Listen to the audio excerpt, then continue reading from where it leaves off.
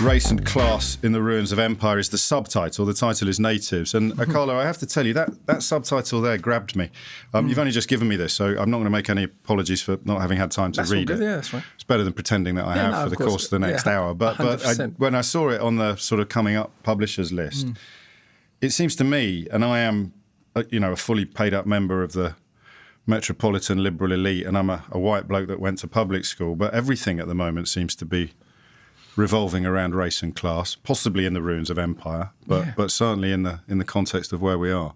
Yeah, I mean, I don't know if necessarily in the ruins. It depends how nostalgic we are about empire. The fact of the matter is, in the scheme of the world, Britain is still a fairly decent country to live in. Yes. And so it's ironic. Don't get me wrong, there were tremendous problems in Britain, of course, but it's very interesting for some people, the loss of empire and that sort of nostalgia of this thing that they think was wonderful, this time prior to 1945, when they believed Britain was this sort of lily-white, idyllic, wonderful place where everyone got on. Forget about the cholera, forget about the 6-year-olds going up chimneys, forget about how many centuries it took for poor people to get the right to vote, forget about all of the real conflicts that created the modern society. This is to say nothing of empire yet.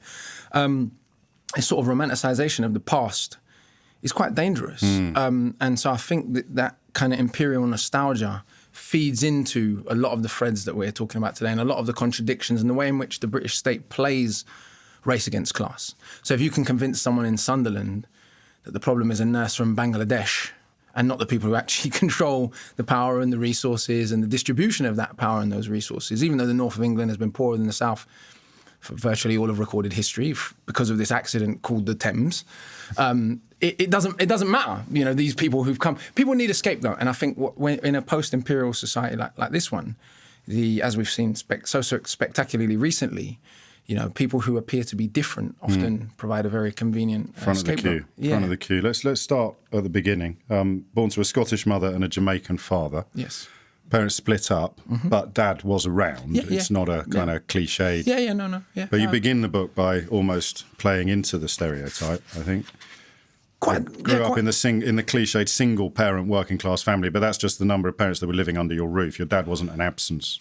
Correct. Also, I did, for the first 8 years of my life, grow up with my stepdad. Right. And so the point of the whole book is that on paper, if you just present, the stats, free school meals, inner city, immigrant, etc., where my life should have ended up and where it may have ended up, but for a few different ingredients, and where it has a quite disparate. And part of that is the role of the men in my life. Also, my godfather, to whom the book is dedicated, he doesn't know that yet. Does he not? He was just a family friend, but he became so close to the family that when my mum got very, very sick when I was 10 years old, she was supposed to die. He signed the papers to say, look, if they don't want to move and live, because my dad lives in West Sussex, I wasn't keen on moving to West Sussex, right? So he was like, I'll have the kids kind of thing. So there were male role models around. I don't think that's often a very easy go-to sort of cliche. But reality is often much more complex than that, even in families that have split up. My dad went and had another family in West Sussex, and they were together and still are together now. Do you know what I mean? So it was much more complicated than those kind of papers, as all families are. But there's an appeal. You can see why simplicity is compelling. Right? In terms of how do you fix a problem, you need to be given something that feels achievable. Yeah, and male role models is quite an easy fit for the idea that if you could only somehow ensure that young black kids in particular had more male role models, then they would get into less trouble. And also, I think, and that's not to say that male role models isn't part of a wider issue, but it's also to suggest that families occur outside of the context of the society that they're in.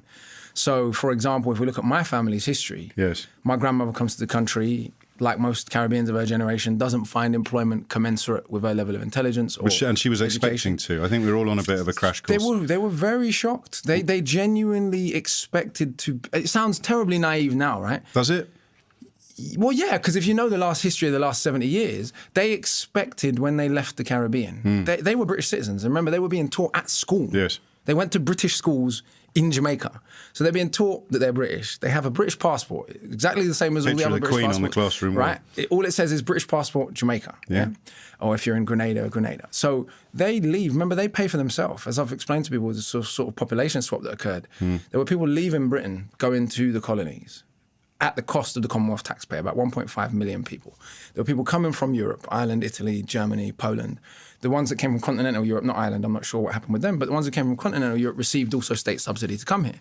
So then you have this other group of people who are paying for themselves and contributing as British taxpayers, and then are received not just by the public. What the state has commonly done is given us this impression that ignorant working class people were just so racist, the state sort of had to give in. And there's no doubt that there was a bit of that mentality there. Any Windrush generation person will tell you that. But the state had decided, if you read the documents, their own archive, unless they forged their own archive to make themselves look more racist than they were, they had decided from the moment the boat arrived that these people would never really be citizens. So Attlee's government referred to the literal passengers on the Windrush as an incursion and said that steps needed to be taken so that no further influxes were encouraged. These are British citizens, taxpayers, mostly skilled workers, so the only thing that was abnormal about them, quote unquote, was their blackness. So suit wearing, English speaking, culturally they were more English than the people coming, say, from Germany, Italy or Poland. But they were the wrong colour. Yeah. So what I was going to say about fathers, in that context, my gran, God bless my gran, I hope she doesn't mind me saying this, but my gran has, some personal, emotional and mental problems. Yeah. My dad goes into care for a couple of years. Sure. Now, the care system in the 70s, well, let's put it like this.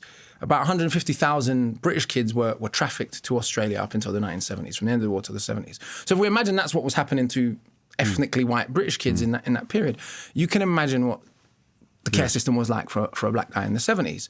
That doesn't, free my dad or anyone else from any of their human flaws, but my family didn't exist outside of the context of the wider society, is what I'm saying. My mum gets with a black guy, her dad's not too happy about it, kicks her out of the house. And so some of my family issues are not irrelevant to the wider societal context within which they occur. Even big macroeconomic things. I read a stat recently that someone born in 1981, I was born in 83, has half the average net worth by 30 as someone born in 1976. Yeah. So these big macroeconomic changes. My gran cleaned toilets and she bought a house in King's Cross. It's incredible, isn't it? Like in King's Cross. Yeah. Now, can you imagine? That's literally physically impossible. So bigger changes affect... You can buy a house anywhere, let alone in King's Cross, if you're doing manual labour now. Exactly. Did you talk to your grandma then? Yeah, we're very close. About this? So you were presumably the least surprised person in the country when the Windrush scandal broke in the last few weeks. I was completely unsurprised, also because it wasn't a scandal of the last few weeks for me. No, that's what I'm picking up. For lots of other people, we've been talking about this for many years because the deportations didn't only start a few weeks ago. So obviously these are people's uncles, these are people's aunties, these are family members. But I was aware, not because of my gran actually, a lot of the Windrush generation, they don't talk about what happened in that generation. Why not? For a number of reasons. One, because when they left the Caribbean, remember these were upwardly mobile people, especially the lot that came between 48 and 55, which wasn't actually my gran, but the first lot that came, the British government in Jamaica feared they were losing their best people. Yeah, brain drain. Right, because these were, obviously, if you could even fill in the forms, bear in mind, so at the end of British rule, literacy in the Caribbean was still below 30%. So the people that could even fill in the forms, let's just start there, were not from the kind of uneducated subset of Caribbean society. So they leave expecting opportunities, expecting better education, expecting all of this stuff. And in a way, a lot of them just couldn't cope with the rejection. So a lot of people wanted to go back. And instead of going back, what they did instead was they worked their arse off and sent money and what we call barrels back home that they actually couldn't afford to send. Sure. Because they couldn't admit to people back home what a failure the expedition had been. And so my gran and lots of her generation, if you actually talk to them, they're not very free with what they think and feel about that period. So a lot of what I've learned, even though nuggets have come from my gran here and there, my granddad, rest in peace, he's not around anymore, but a lot of it has actually come from books and from studying those who were willing to talk, C.L.R. James or Claudia Jones or people who did write about that period. Peter Fryer even, who's a Yorkshireman, a white Yorkshireman who wrote perhaps the definitive history of black people in Britain. So that's where I've made sense of my gran's experiences, is from scholarship a lot of the time. What age were you when you started seeking out that sort of scholarship? Well, I was lucky. So in the 60s, the Caribbean community who came to Britain as part of this reaction, they were very dissatisfied with the level of education their children were receiving in Britain's schools, partly because of institutionalized racism, but partly ironically because in the Caribbean, you had to educate a middle-class civil service.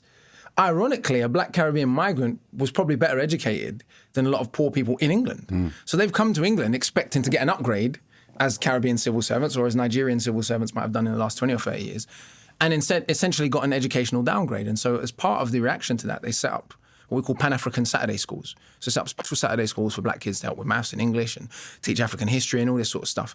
There were about 150 of them at sort of peak. Every Caribbean community in Britain had one till quite recently. Some still do. I went to one of those as a child. And so I had some support and some insulation from a lot of the negativity. So, but what this meant on the other side was that these kind of issues that I'm writing about now, I was already very aware of at 6, 7, 8, 9 years old because of my Black Saturday school. And so in a way, I think that what I'm trying to do with the book is for young working class kids in general and young working class black kids in particular, is to say, look, no one's saying that personal responsibility doesn't matter, but personal responsibility occurs in a context. And one of the greatest things that I think happened to me was I was not deluded into believing that Britain was a meritocracy. Right. Is Britain a better society than maybe France? Probably. Or Italy in terms of these contradictions? Perhaps.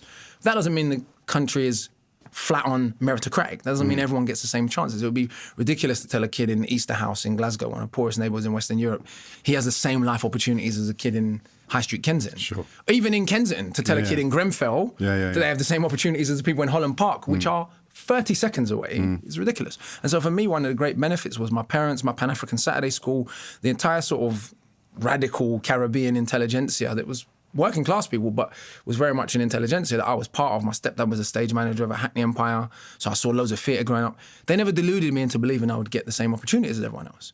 How did they articulate that? How do they? Because it's quite a bleak message to give a child. It's almost the opposite of what some people would consider to be the path to aspiration. But is it? I mean, saying to a kid, yeah, you have to work twice as hard. That's just the reality. But still entertaining the possibility that you that work would be rewarded. They weren't telling you, they weren't bother because you're never going to get through that. Correct. Right. They were never saying, oh, racism exists. Oh, you're born poor, so just give up and go back to bed. Know your place.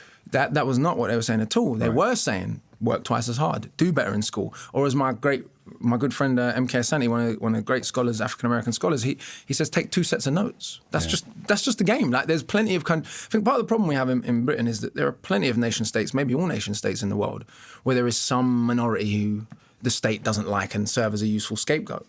Perhaps because we believe our own PR is why we're surprised here, but it isn't a surprise in France, it isn't a surprise in China, it isn't a surprise in India with the Sikhs or the Kashmiris. Where do you think the PR comes from? I mean, every state probably has the PR as well. In a sense. But you're right. We have a slightly more much more sophisticated. Well, power. The greater your power, the greater your ability to craft self-image. So if you are the first truly global empire, if you conquer a quarter of the world's Earth's surface, and if you, no doubt about it, I mean, remove the empire just for a minute, not that you can, but some of Britain's intellectual, cultural achievements are undeniably impressive. All of the kind of racism and conquering would mean nothing if Newton hadn't existed, if Darwin hadn't existed, if Shakespeare hadn't existed. So it's one with the other. It's not as simple as saying, oh, Britain went around and conquered everyone and therefore you still have to have some fruit at the end of it. And I think that combination of, and this goes for Western Europe in general. I'm not one of these people who seeks to deny that Western Europe's intellectual, cultural, scientific achievements across the last half a millennia are impressive. I just deny the racist propaganda they were used to justify. Song China was impressive. They were printing books 600 years before people were printing books in Europe, or medieval Mali, or the kings of Mesopotamia were being elected to serve fixed terms in 2500 BC. And this is what you were learning at your Saturdays? No, not all of this. Some of this is I got older. So but you're self-taught then? But yeah, I mean, I didn't go to uni. I barely finished college. I knew this was going to happen. We've been here 15 minutes. You're jumping around so much. I want to get the arc of your life. Yeah, go ahead. Because I'm seeing the fruits of your learning without understanding where the learning came from. So let's start with a simple question. How old were you when you realised you were particularly clever? Well, it's hard because I think that I always was lucky enough to know cleverness was relative. So, for example, my older sister is incredible at drawing and sculpture and art. I still draw, I would say, an average 3-year-old. Like, I'll draw you a picture and you'll say, he's got to be joking. My handwriting's really, really bad. But I'm not going to sit here and be overly humble either and say I didn't know that I was kind of bright. I won't let you. In a sense, because I went to a very mixed school, not just racially, but economically. Yes. We basically had the wealthy white parents who didn't want to send their kids to private school. Right. Went to this kind of school that I went to, okay. right? And so what it meant very early, I was like, hold on a minute, this person lives up on Highgate Hill and they've got a big detached house and, they've clearly got lots more money than we have, even though they live 5 minutes up the street. but they're actually not any cleverer than I am. And in a sense, more so than my cousins who went to school in Brixton or Hackney, who went to essentially segregated schools in everything but name, if not just racially, but also economically, I saw very early the difference in treatment more than perhaps they would. Yes. Because I got put in the special needs group for kids who didn't speak English when I was 7, which is what one of the chapters in the book's about. Why? Because I think one particular teacher, and it's not to put her in a bad apple We're jumping sense. again. No, but this is the arc of the life, right? So in that period, for this particular teacher, I was too bright for my own good. Yeah. And in fairness to her, I think it's too easy to say, oh, you one individual bigot, you bad woman. She was born in the 1930s. Yeah? This is the 1980s. Yeah. She's brought up a time when the idea that Europeans were genetically superior to everyone else was considered a scientific fact, rather uncontroversial. It's too easy. It's very easy, as I say in the book. I say, look, it's understandable in that context, in that imperial context as well, the subjection of what we call subject races. Even in a highly class stratified society, remember, British education was never even equal for all white people. No. Kids in East Glasgow were never given the same education as kids who go to Eton. So the idea that black migrants to Britain were being educated to become, the next Roger Penrose or the next Richard Dawkins, it's ridiculous. We're not even educating poor white kids to do that. So why would we think that would be on offer to black immigrants to the country? You can do it if you're David Adjaye and I don't know whether he went to private school or what happened in his family, there'll be exceptions. Yes. So what was happening was I was being rewarded, actually. So the special needs group they put me in, they gave me hot chocolate and biscuits, didn't tell my parents. This is how you know they knew I didn't have special needs. And it was actually my Pan-African Saturday school who noticed that my behaviour had started to slip, that my grades had started to slip, who happened to be visiting my school one day for one of the other children, who noticed that I'm not in regular classes. And they tell my mum, then my mum comes up to school and goes wild. And it's the teacher herself who kind of says, she also struck me with a ruler and a book. And she said, oh, I admit to hitting him, but it's not because he's brown. So she brought that. It wasn't even my mum who brought it to the table. And so what I try and do in the book is put that in the context of a class stratified and racially stratified education system. Very forgiving. Who? You.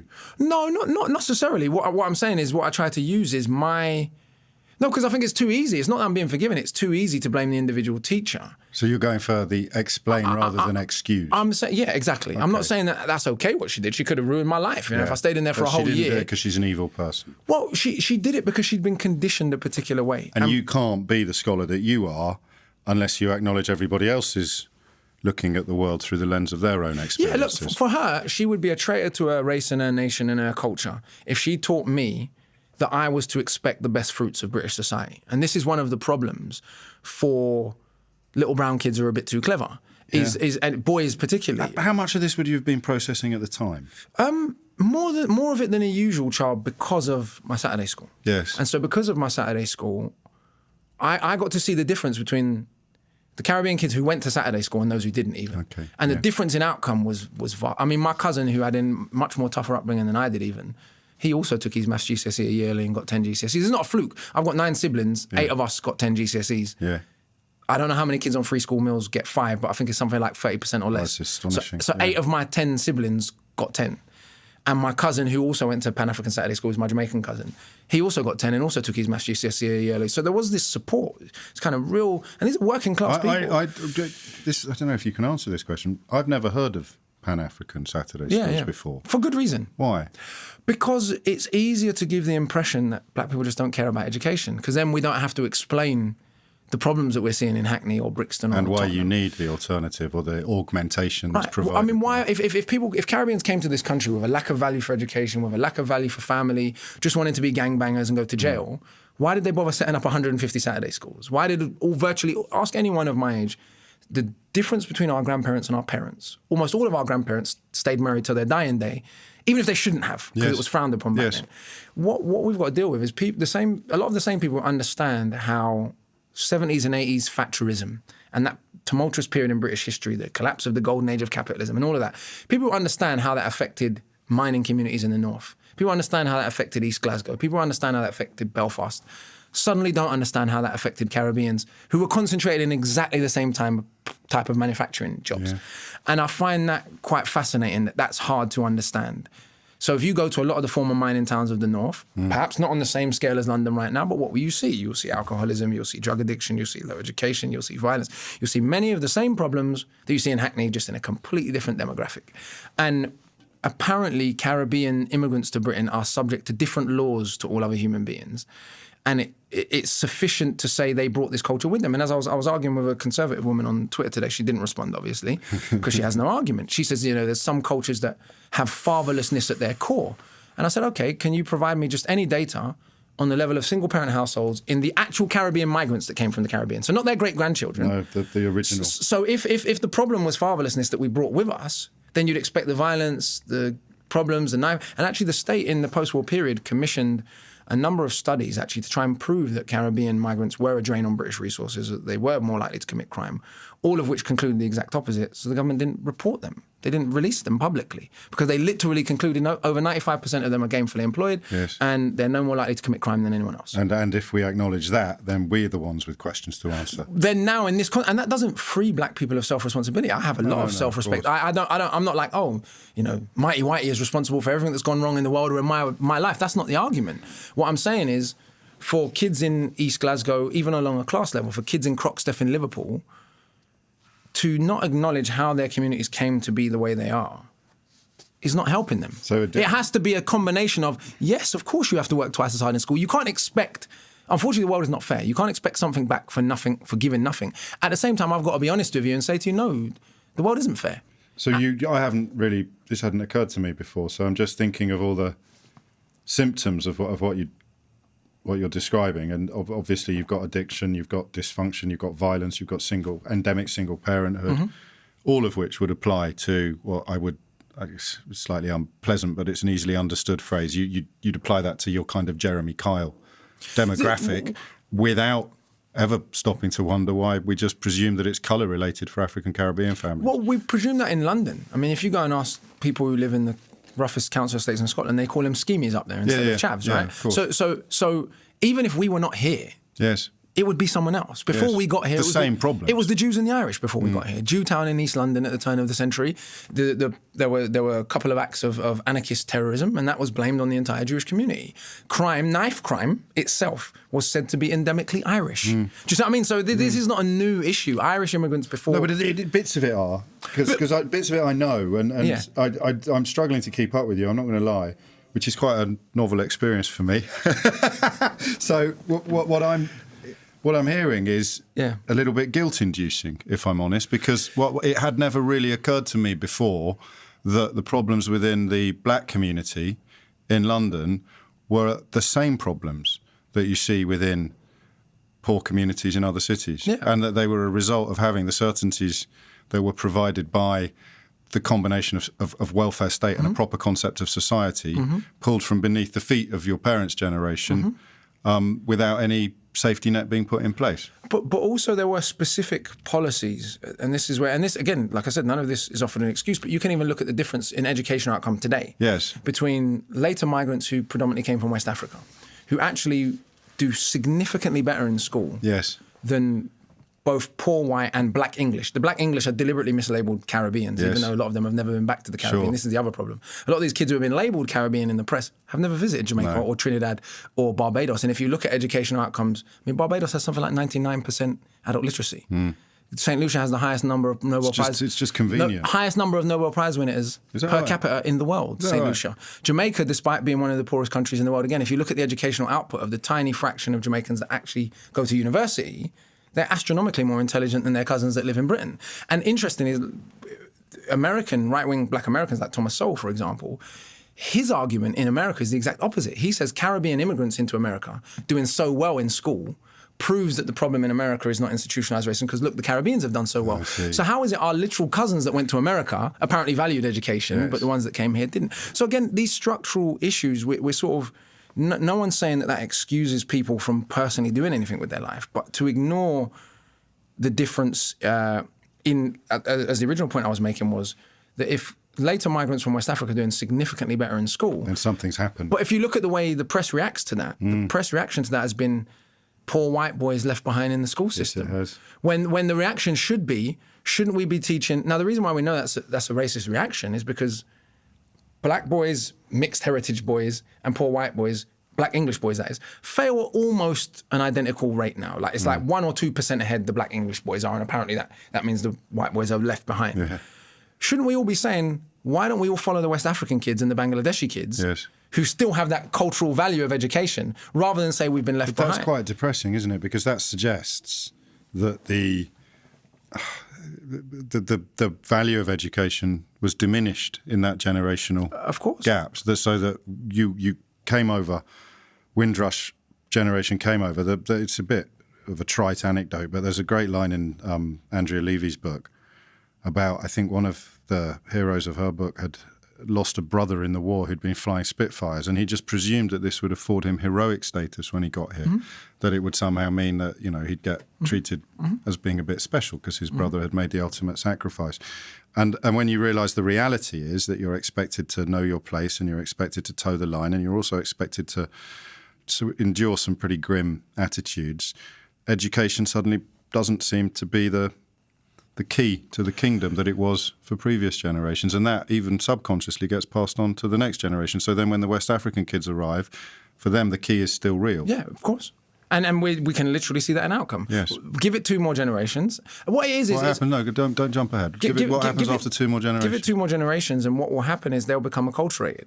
So the Ghanaian and Nigerian parents who are currently like, if you don't get a degree, you better leave my home. Yes. The more English you become, and that's not because the British class system only needs 2-3% of the public to be properly educated. Yes, I know. The Etonians and the kind of Oxbridge set, that's all you need to run the country efficiently. So lambasting kind of more working class communities for not becoming Roger Penrose or Richard Dawkins, when we're not encouraging them to do so anyway. We don't have a public language that encourages it. It's very strange. It is very strange, not least because we're jumping around so much, but we may as well go all in. Yeah.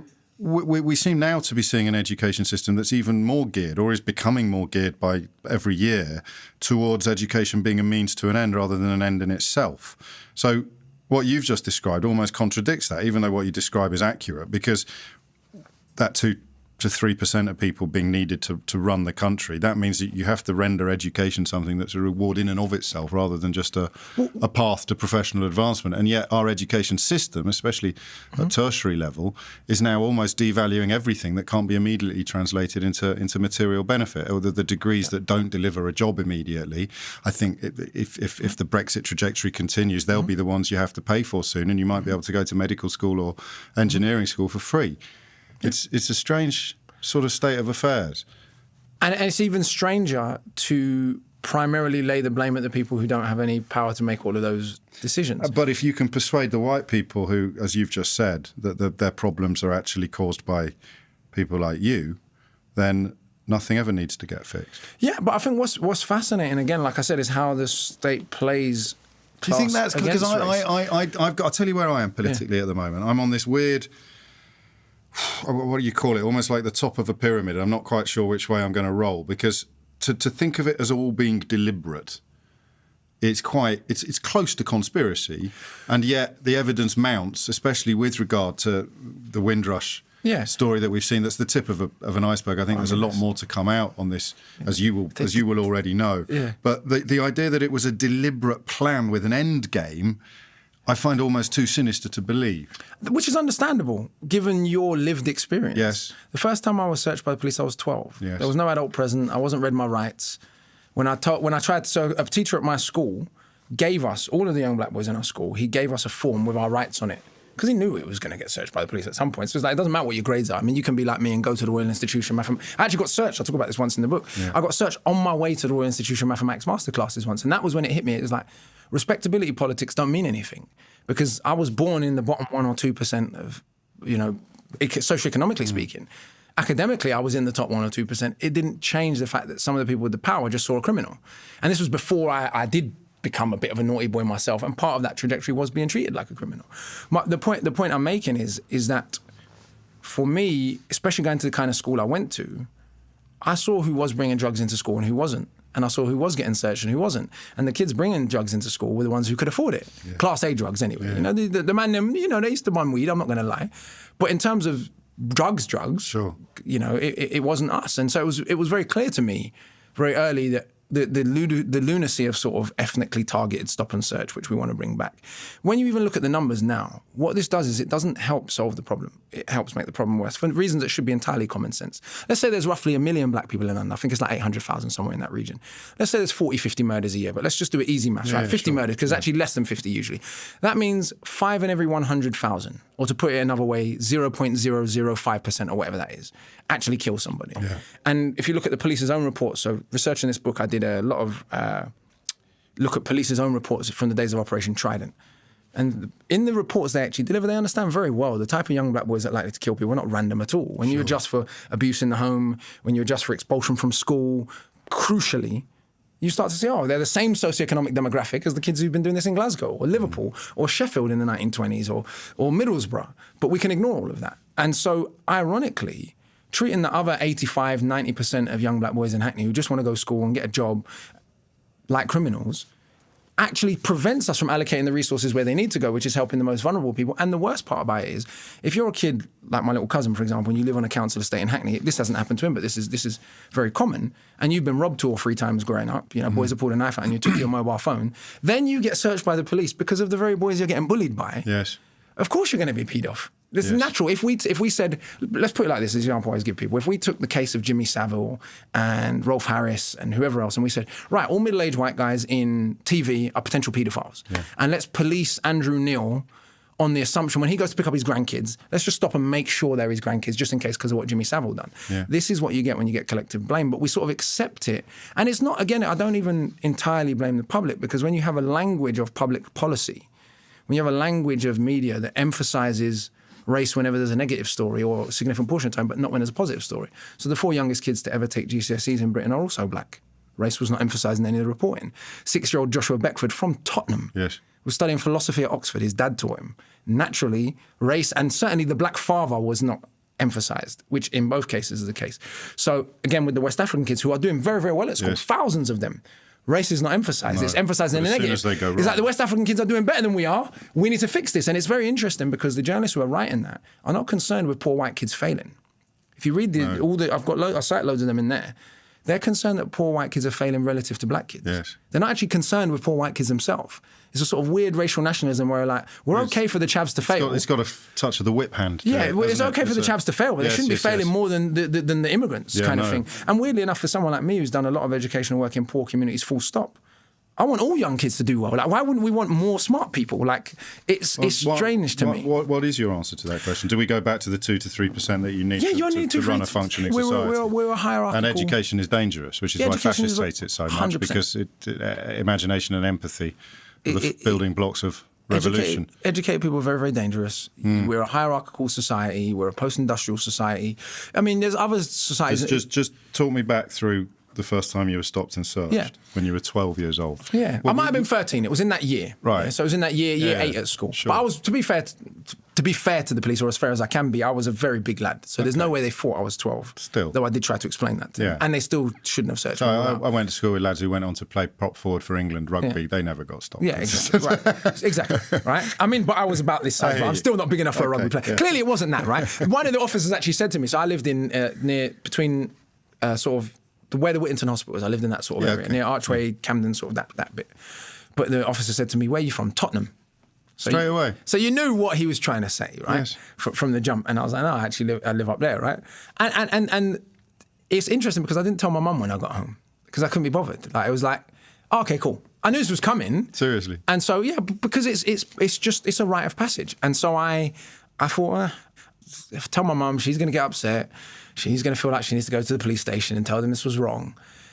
And I was just like, I just can't be bothered. It's What did they do to you? I mean, just nothing. They just searched me and But you say nothing. They just searched me. I've never been searched in my life. Yeah. Well, last time I got stopped was 6 months ago. So what happened? Because this is what happens when you have a stigmatory language. So the last time I got pulled over to tail in the two, it was literally a week. It was so ironic. After the commissioner of the Met went on TV and said, tougher sentences for teenage thugs, and black men in London are 20 times more likely to be killed, which is a very selective way of presenting the information.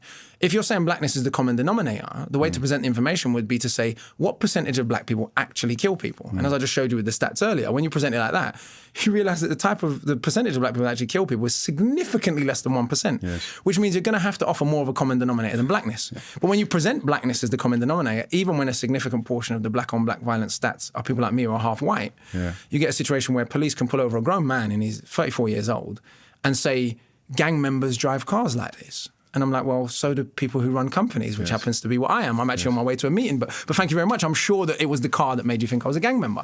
And one of the officers, a female officer, came around the other side of the car and she recognized me. Right. And so she got terribly embarrassed. Yes. And then the other officers who didn't, they was, oh, what'd you do, mate? I was like, no, I was like, well, if you think we've got, if you've got a better suggestion, let us know. And I was like, well, actually, I'm writing or I was preparing at the time, working with groups of young people to work up some solutions, long-term solutions to the problem that communities are facing. But the point of what I'm saying is I already knew interaction with the police was an inevitability. And in a sense, my experience was one step better than my parents' experience. If you talk to even a lot of the Irish community of my dad's age, and go to somewhere like Kilburn, talk to Irishmen in the 50s, police brutality was very normal in the 70s and 80s. Well, they were all terrorists. There you go. So in a weird way, one of the things I've been pointing out to people a lot recently, the degree to which the state legitimizes racial hierarchy in public language and policy and all that, can be seen really clearly in the difference between the way black and Irish people relate in America and in Britain. So in America, the relationship is fundamentally hostile for a whole host of historical reasons.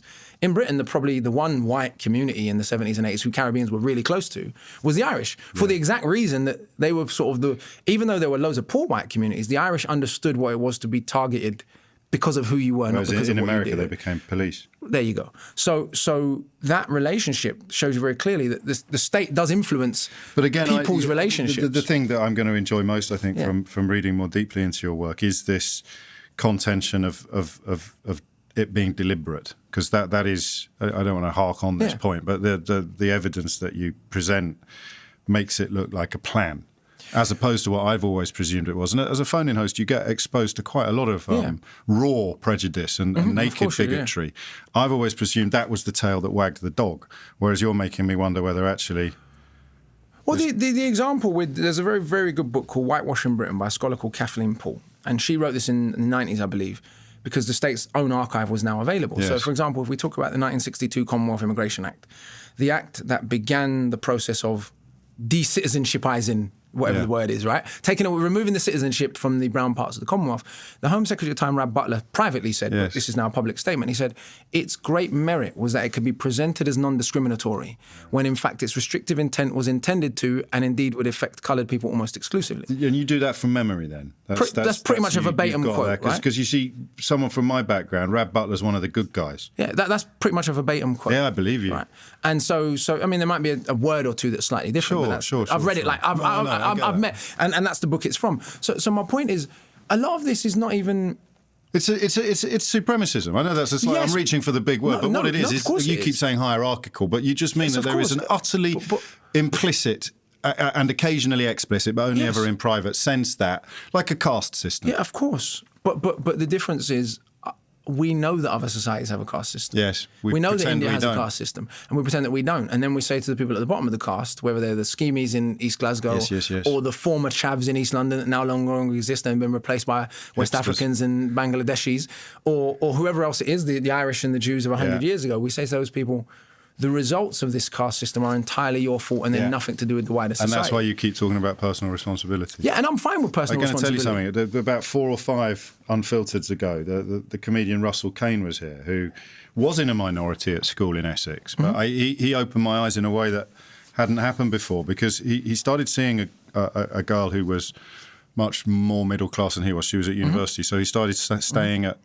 her halls of residence. He'd been brilliant at primary school, spent all of secondary school pretending he wasn't clever. Which many poor kids do. To avoid getting his head kicked in, came from a poor background. And I've never known anyone have this before, because with you, it's impossible to plot the beginning of your journey, your intellectual journey. It's been endemic to who you are pretty much from, I sense, from when you could start reading and talking and going. But it's certainly from going to Saturday school. Yeah, I started going to Saturday school at 5. So. There you go. Go. Russell, at the age of about 19, and you can watch the interview, it's an astonishing moment, just looked at his girlfriend's world, people reading poetry on the lawns of the college, and I won't swear, but he did, basically just said, my birth was a sentence. Of course. He had been But you see, it's helpful for me to see you both in the same, or what you're describing and what he described in the same way, because it completely enforces the point you're making about the poorest people, the people at the bottom of any pile, regardless of their ethnicity, regardless of geography and colour, they are not there by accident. No. And then we say to the kids who live in East Glasgow, a place that has been structurally poorer than Glasgow's West End for 250 years, yes. You're the reason it's like this. Did they build those housing estates? Yeah. And I'm not even saying that a totally equal society is entirely possible. I don't know. But this is the great right-wing weapon. But what I'm saying is, if you think the environment doesn't define you, let's put it like this. And this is one of the things, actually, I'll say this on here, even though I shouldn't, because it's something we've been privately working on, but whatever, right? Let's say we started a boarding school. Yeah. And we took kids from Hackney and Tottenham and Brixton, and we put them on a farm in Cambridge. Yeah. Right? Feeding shit to pigs, pardon my language, right? For the whole years of secondary school. Yeah. Is anyone going to honestly tell me they think the outcomes would be identical to if they stayed in that environment? Or to take it even more extreme, would anyone choose who has money to raise their child in a favela in Brazil? Would anyone make that choice? I've been to the favelas in Brazil. Some of my best friends live there. No one who's got money is willingly, unless they're, work there, but you're not going to raise your kids in that environment by choice. So when people say your environment doesn't define you, I mean, I any right-wing version of signaler who believes that, I publicly challenge them. Yes. We can bet a sum of money. They can go and live for 1 year on Angel Town Estate in Brixton, right? Or in East Glasgow. They can pick. And if at the end of that year they can still say the society's meritocratic, that your environment doesn't define you, that whatever you, if they and it has to be during a period of time that is crucial to their child's development. Sure. So let's say the last year of A-levels or last year of GCSEs. You have to go and live in that environment just for that period of time and see what it does to your personal perception, see what it does to your confidence, none of that excuses the people that live there, but it's absurd to suggest that they have the same child. I see it with all my friends. I have friends, almost every boy I was friends with that got expelled from school at 13, without exception, went to prison. Every single one. And the former head of the prison service, Martin Neri, he said the 13,000 kids we expel from school every year, we might as well give them a prison sentence then and there. Because the correlation is that correct. And then you have these exceptions. But Plan B, who was here a month ago, actually his life was changed at his pupil referral unit, but you can't hold up people like him. Yeah, but if he wasn't a talented musician... Bingo.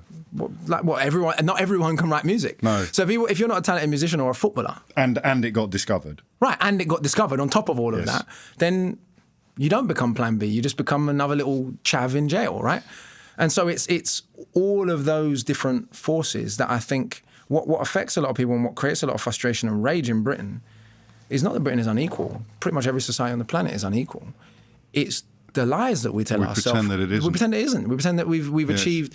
We're not Sweden, and even Sweden's got problems. We're not Norway, and even Norway's got... We're not Japan. There are countries... similar levels of development. Germany is more. We imprison our population at double the rate the Germans do. And this is one of the ironies of racism, one of the brilliances of it, is that some of the very same people currently demonising black people as criminals are handing the state power to put their kids in jail. Yes. We're 2% of the country. The British prison population has grown by 82% in 3 decades. Do we think that's all black people? We don't live in America. No. And so this is the irony of it. It was brilliant. Having a racial scapegoat means that kids in Wales, you know what IPP is? So IPP is when you go to jail and you actually don't know how long you're going to be in jail. You're not given a proper sentence. Indefinite. Right. So you can go in for 1 year and end up doing 10 years or some ridiculous stuff like that. This is happening to kids in rural Wales now. But it's because power the state was handed. People were persuaded that we need really tough power the state was handed basically during the demonisation of the Caribbeans and the Irish in the 70s and the 80s. And so a lot of this, the kind of would be dismissed as quote-unquote Marxist nonsense. But the irony is when you look at the state's own documentation often, it's there. You find the actual admission and evidence of the very thing that they're claiming isn't the issue. I almost hesitate to ask you this, but how complicit then do you think journalists are? Because I have no hesitation in describing people like Kelvin Mackenzie or Paul Dacre, the editor of the Daily Mail, as appalling scars upon our national conscience. But the idea that they deliberately do this... I don't think everyone sat in a room and said, right, we're going to use the phrase black-on-black violence 54,000 times between 1990 and 2005. I don't think it's like that. We haven't even mentioned Islam. But... Right, exactly. Yeah. I don't think there's like that level of broad... There might be. But it makes the bell ring. It lights up the light. But also, it's if you employ overwhelmingly a certain set of people from a certain set of background with a certain set of prejudices along lines of class and along lines of race, you get roughly predictable outcomes. So in school, for example, the state knows that black kids are more likely to get expelled, regardless of what they do. Like there was a study, so 2 studies done, one by Bristol, one by Warwick University, and there's a Department for Education study done in 2004. This is the Department for Education's own study that said when you take every control factor into account, single parent homes, free school meals, special educational needs, previous expulsions, criminal records, all of that, black kids are still 2.6 times more likely to be expelled. What could explain such a thing? No one in any of the solutions is saying, well, should we look at the expulsion rates? Similarly with GCSE entrance and all these other things that the state knows. I mean, they've seen these reports as much as I have. It's just not everyone who is from a background like mine, or yours for that matter, has time to sit down and work through all of this documentation. And so what happens is what scholars know to be true is not widely often public knowledge. And therefore, in the newspapers, a massive scandal like the fact of thousands of kids essentially getting unfairly expelled from school simply because they're black and their teachers believe they're trouble is no story at all. The fact that young black kids are significantly less likely to be entered for higher tier GCSE, even when they have the same grades as everyone else. The fact that African kids are assumed to be so much less smart than everyone else, even though they're doing so much better in school. And again, these are national studies looking at every school in Britain. This is not me. And I'm not even blaming individual teachers. We live in a world where the only image of Africa is poverty and violence and war. The image of Africa is not the Ghanaian accountant or David Adjaye or the nicest city in Luanda or wherever else, right? There's a particular image and that has an effect. What the state does is allow popular prejudice to manifest and say, well, it's not our fault. That's what I mean. That fascinates me, that chicken and egg element to what you're describing. Are you pandering to the prejudice or are you creating the prejudice? I think a bit of both. And I think you do a bit of both. I think if the education system, as we've seen with this kind of recent right-wing virtue signalling, if it was producing smarter black kids, you've seen what the reaction's been. The reaction hasn't been to say to working class white kids, well, work as hard as the Ghanaian and Nigerian kids. Now, black English kids are failing just as much as the white English kids. So this is how we know it's racial propaganda, because the same people they're not even concerned about the mixed kids. And if it's not bothering me, why would I bother trying to understand it better? If it's not affecting my children, why would I bother trying to articulate it more clearly? Again, it's like if I go, so this is one of the things, again, I point out in the book. When I go to Jamaica, when I go back to Jamaica, which I do every year, I'm one of the privileged. Yes, of course. Simply because I'm light-skinned and because I'm a foreigner, I have an English accent. So one of the legacies of what we call colour-coded capitalism in Jamaica is that almost all of the people who own all of the property in Jamaica are not dark-skinned black people, even though it's a 90% black country. So you have sort of a kind of a white hierarchy, but also Syrian, Lebanese. A lot of people don't know we have Chinese people in Jamaica. And then you have what we call, someone like me is called high colour. You have high colour, right? And I'm assumed to be upper middle class. I've got boys I grew up with who've killed people, who've gone back to Jamaica, and everyone assumes they're basically posh. Now, these are boys from the hood, in the English sense, who've gone to jail for murder, who just being of lighter skin, they go back to Jamaica and they get the benefit of the doubt. My dread's complicated because dreads have certain political and cultural implications in Jamaica. My point is I've seen it from the other side of the fence, where if you're an uptown light-skinned Jamaican, I've had Jamaicans say to me, Jamaica is not violent because they live uptown. Wow. And they view the police as an instrument of legitimacy, even though the Jamaican police kill civilians. How do you stay so optimistic? Because also the world is also beautiful at the same time. Like I think a wise man said to me once, if the news had to report every good deed that people do, they'd have no space to report anything else. So as bad as things can be, I actually find solace in the book is really about me making sense of my own experiences. And actually, I found emotional and psychological solace in knowing the way things work. Like taking something to pieces. Yeah, I don't even take it that personal. No. Like the recent stuff with Windrush is appalling. It's stuff that many of us were expecting. Immigration insecurity has been a norm since 1948. So we were not, oh my God, I can't believe this is happening. For lots of other people, they were. And in a way, that shock registers as how much people haven't really been paying attention. And it's easy not to pay attention when it doesn't affect you. So I'm not even, like I said, I'm not even blaming necessarily the wider society. But I think in terms of optimism, it's more to actually, I think it's therapeutic to really understand, well, why did I get in the special needs group? Why was I searched by the police at this age? Same year that I first got searched by the police was the first year I saw someone get stabbed. You know, one of my closest friends' big brother got a meat cleaver in the head 4 times in our local barbershop. And I was expecting it. Right. This is the weirdest thing. It was the first time I'd seen something like that. I didn't even stop cutting my hair.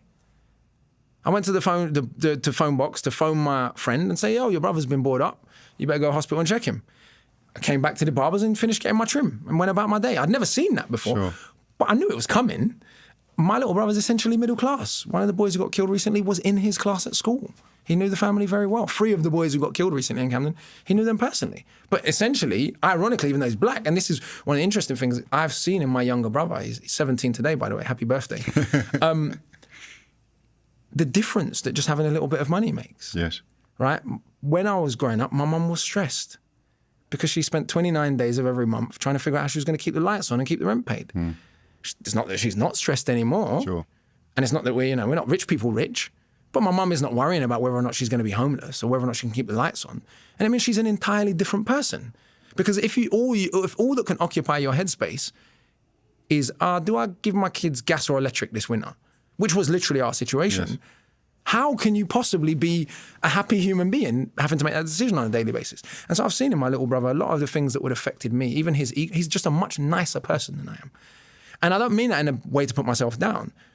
When I was his age, if someone spoke to me rudely, it's entirely likely that I would have just punched them in their face. That was, growing up the way I grew up, that was the logical, I can't let them take me for an idiot. I'm not a pussy. No, I'm not having that. Being taken for a dickhead was worthy of killing someone. It sounds so dumb to people today, but when you have that level of insecurity and fear and aggression, that is the logical response. Well, it only sounds dumb for as long as you forget what is happening at the moment. Yeah, for sure. With regard to violence and knife crime and gun crime. I mean, in fact, it's the opposite of dumb. It would make sense for a lot of people now in a way that it hasn't before. I started carrying a knife when I was maybe 15 because a grown man at a kebab shop came after me with the kebab shop knife, and one of the boys from my area happened to be on hand, and he gave me his flick knife. And from then on, I thought, oh yeah, I've seen quite a few people get stabbed by now.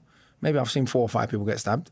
Partly that was my own choices. What are the statistics on that? Do you know? Because you're a bit of a mine of statistics. Are you less likely to be a victim of knife crime if you carry a knife? Do we know? No, probably, almost certainly not. Doesn't necessarily make sense, Almost certainly not. You're almost certainly more likely to be a victim if you carry a knife. But of course, it doesn't feel like that when you're 15, staring down the cleaver of it. And also when you're, again, I don't say that my own personality is in no way responsible. Most of the young black boys I grew up with didn't carry knives, even though they'd seen the same thing. So I'm not saying my personal responsibility is irrelevant. No. But my family home, and even that is complicated. My mum and stepdad split up when I was 9. Had they have stayed together, and I don't just mean because of having a father in the home. 2 incomes, a bit more money. less stress. Yes. My mum got cancer the year after he left. So me and my big sister had to take care of my mum. Then when my mum gets better, my big sister no longer wants to be told what to do because she's an adult essentially. And she's been mum. She ends up leaving the home at 16, right? And going to live in a hostel. Gosh. All of this vanishes from our broken home, single parent family. Actual what happens to if my mum didn't get cancer or my mum and my stepdad didn't split up, I might have been one of the poor kids who was just poor, but didn't get involved in the violence, didn't get sucked in by, my friends lived in Tottenham and Hackney and Harlesden. So I was the boy from Camden, which has, now become a very rough area. But when I was growing up, was semi-rough. And actually a lot of the rough gangs in Camden when I grew up were Irish kids. In places like Queen's Crescent or in Angel, around Packington Estate before Angel was gentrified. Those were the people who everyone was like, oh, the Irish boys from Angel, they're about this life, right? So I made bad decisions. But those bad decisions were made in a context. And unlike a lot of the rest of my friends, because I had good GCSEs, because I had self-confidence, because I had this Pan-African support, when I decided to stop making bad decisions, I had the equipment to progress. And partly also, our family situation changed. Sure. My sister became a pop star. Yes, and that provides a sort of security that wasn't like in the way that you just talked about your mum. I mean, but weirdly enough, one of the problems by that age, I was so egotistical as a young man. I didn't want to live off my sister. No. And so I was, my sister won't know this now, but I was still being a bit of a naughty boy, even when my sister was famous. What do you mean when you say that? Do you mean you were dealing or something? No. I mean, I knew people that knew people. Okay. And sort of, I became how do I say this without getting myself into too much trouble? I just became a bit of a naughty boy for a period of time, and not for a long period of time, 6 months, a year. Sure. Sort of, but I don't just mean in terms of activity, I just mean I carried a knife. I was still playing football sort of, then I left football and then I opened a restaurant and that didn't quite work. So I was sort of what we call a fringe person. I was never ever some kind of bad guy. I don't want to give people the impression that I was some kind of big time gangster. I wasn't. I'm just saying I was around badness. And a lot of my closest friends, one of my closest friends can never come back to England. He came to England at 2. And this was different from the Windrush cases because he was a very naughty boy. So he got sent back to Nigeria. He's never allowed back. His whole family's here. But again, his decisions were made in a context. It doesn't excuse him, but it's how do we trace back those steps? If we're actually concerned with solving a problem, which we pretend we are, The way I put it to people is like this. We spend astronomical sums of money locking up young people, more than any other country in Europe. Would it be, even if you're just a free market fundamentalist, would it be more economically efficient to provide those families with a bit of extra assistance at age 9, 10, 11, 12 than the inevitable imprisonment that we know is coming at 16? And as taxpayers, as people who've become successful, which now includes me, we have to decide which we would prefer. And even if it's just from a right-wing perspective, which is more economically efficient? To spend 80 grand a year, whatever the hell it costs to put someone in prison, it's more than it costs to go to Eton. Or to spend a little bit more helping that family in the more formative years. It's a new wrinkle, though, isn't there, in America, and increasingly so here, in that the logic of the answer to that question seems clear until you factor in the third group of neoliberal free marketeers who've got shares in a privatised prison system, and then you have these situations in America where judges are practically on commission. There we go. Or you've got people who just deep down don't believe in what they're selling. Yes. They believe in support for them and their families, but they don't believe in it for other people. So they'll say the market this, the market that, allocation this, allocation that, the state shouldn't be involved, but they're perfectly happy for state intervention when it comes to other things. So it's also a lot of the time people's professed values are not consistent with their actual behaviour. Which happens to all of us to some degree, by the way. I'm not claiming to be morally perfect, I get that. By the way. Who do you most want to read this book? I'd be lying if I said it wasn't young black boys, but it's not exclusively for them because it's not exclusively that story. It very much doesn't look at gender so much. Right. It touches a little bit on masculinity. The reason, and I'm sure I'm going to get criticised by some people for that, and I'm fine with that. I felt that the gender dynamic was better left to better qualified women. I knew a little bit, and I've read my little bell hooks, but I didn't want to kind of take the gender angle to be cool and be down with the latest Vogue when I'm not really intellectually qualified. And ultimately, you say you are intellectually qualified, but you don't yet know enough to have arrived at a firm But that's position. what I mean by intellectually qualified, in the sense of not that I might not be smart enough. Sure. But if you don't know something about something, you don't know something. I don't know enough about geography to have an opinion on water systems. But that is anti-zeitgeist as well, because when I was preparing to talk to you, I wondered. It's weird. I want more people to say I don't know. I think that would actually It's the free, most undervalued words in the English language. No, absolutely, and more so now than any other point in living memory. Free, most undervalued words. But when I looked into some of the stuff you'd done, your TED Talks and some of the work, I realised you have immense intellectual confidence on these issues. So to hear you say that about the masculinity issue that is, as you say, unfolding at the moment. That's so valuable. Or the politics of Russia. I hear a lot about Russia all the time. I don't know enough, so I stay out of it. Yeah. Until I've actually done some research, I'm not going to give a proper informed opinion. And I think one of the humbling things about writing a book like that is even researching a subject that I knew quite a lot about already. Yes. I was like, wow. Compared to some of these people that I'm reading, people who've spent 30, 40, 50 years going through state archives, going through primary source, I have such respect for that process and the diligence it takes for that process that it's made me not less confident, but it's made me more likely to say, I don't know enough about that. Yes. I'll come back to you when I do. This is it, isn't it? Socrates, I think, the more you know, the more you realise you don't know, or the really clever man is the man who realises how little he knows. But this is your, I mean, this is your thesis. This is, had you been to university, your PhD. Yeah, this is, in a sense, the fruits of your learning. Do you ever, I don't know what your answer to this will be. I could normally guess, but with you it's going to be very difficult to guess. Do you wish you had gone into the world of academia? Yes and no. On the one hand... I told you it'd be hard to get. Yeah, no, it is, because on the one hand I do. When I teach, I teach at unis quite a lot and stuff like that. And I do like guest lecturing, and I get very jealous. Yes. I think even the thing is, even Oxbridge, this is the I like to think of myself as being able to have a nuanced perspective, even if people I very much disagree with. So when I go to Oxford or Cambridge, it's not like I'm blind to how magnificent these institutions are on the face of it, and why the people that come out of them might be a little bit bloody arrogant, because they are phenomenal institutions. Whether or not I agree with their political output, whether or not I agree with their function, knowing you went to the same college as Isaac Newton is going to make you a little bit arrogant, and that's okay in a sense. I don't think that's abnormal. It's the implications that has for the rest of society. So what I mean, even when I go to some of those institutions, I do think, right, like, it would have been good to be here battling it out as a student. Yes. On the other hand, a lot of the experiences I went through in the streets, which are why the young boys in Tottenham or Hackney might listen to me and not someone else, I wouldn't have had those experiences. My mum wanted to send me to private school when I was a kid, and I resisted it. I was like, I don't want to go to school with just posh white kids, which was basically what I said to her. I was fine with being in school with white kids, but I didn't want to be in school where, the class dynamic just took it too far, right? In fact, in primary school, a lot of my friends were white because the middle-class white kids were the kids who were in the top set. So ironically, I ended up having two very different experiences between primary school and secondary school is one of the things I talk about, again, where in secondary school, your experience is getting searched by the police, differential treatment. That's where it all teachers. changes. Even in Camden, you start. I see it with my little brother. My little brother's middle class. All of his friends virtually are. But when you see Caribbean, when you see that move, because primary school to secondary school seems to be a really underestimated junction in people's lives, and it's going to be a more profound junction, I suspect, the less privilege you have.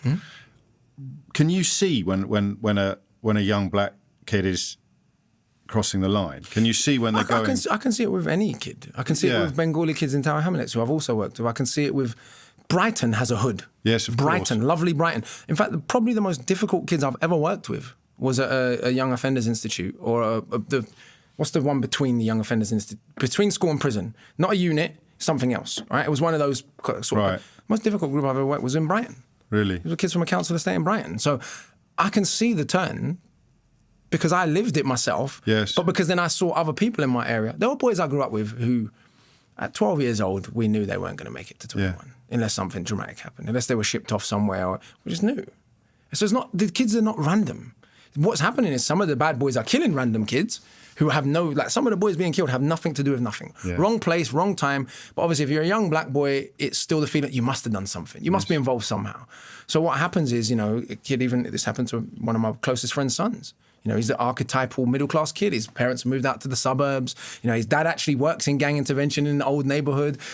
On the face of it, they're the family that made it. Ends up wrong place, wrong time, wrong estate. The kid stabbed him 10 times over something he's nothing to do with. But in a sense, he can never really be a victim because there's this feeling of ethnic implication. Black on black. Right. You're somehow ethnically implicated in the crimes of other black people in a way that other groups of people, you're Muslim, which is not an ethnic group, that's a whole nother conversation, or unless you're Irish 30 years ago, you're not responsible for what the kids in the schemies do in Glasgow.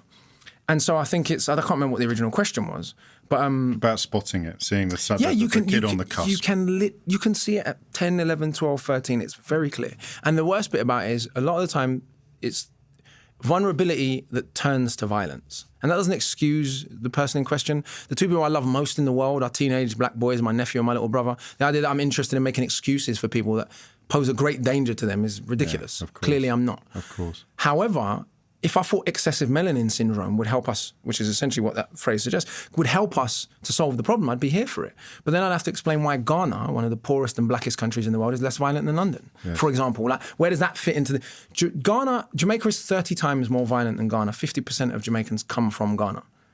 How do we explain such a humongous differential and Jamaicans, remember, obviously we have even black Jamaicans. My great-grandmother looks Chinese. Yes. We have a whole load of ethnic mix. So if we're going with sort of social Darwinian race and crime theory, goes nowhere. Ghana should be 30 times more violent than Jamaica, not the other way around, right? Especially after 300 years of being governed by Britain versus 70 or 80 or whatever it was for Ghana. So it's a much more sophisticated explanation that doesn't excuse young boys who are potentially murderers, but also protects the other 95% of the boys and 99% of the boys who pose no danger to anybody. So the things that we haven't talked about. Yes.